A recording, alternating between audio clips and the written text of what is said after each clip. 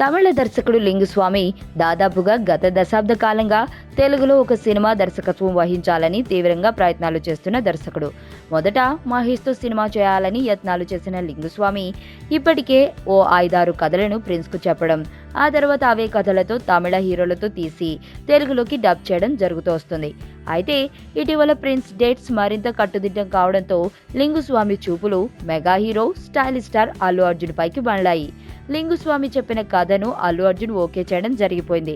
త్వరలోనే ఓ అధికారిక ప్రకటన వస్తుందని అనుకున్న తరుణంలో హరీష్ శంకర్ దర్శకత్వంలో దువ్వాడ జగన్నాథం తెరపైకి వచ్చింది.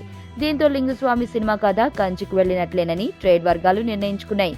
ఇంతలో ఏమైందో ఏమో గానీ తాజా పరిణామాలతో అతి త్వరలోనే లింగుస్వామి దర్శకత్వంలో బన్నీ సినిమా ఉంటుందన్న సమాచారం హల్చల్ చేస్తుంది.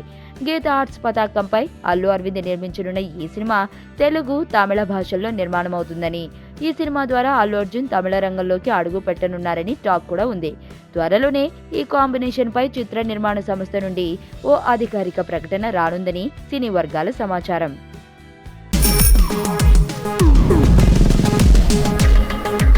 ప్రపంచంలో ప్రతి ప్రేమ కథ మధురంగా ఉంటుంది.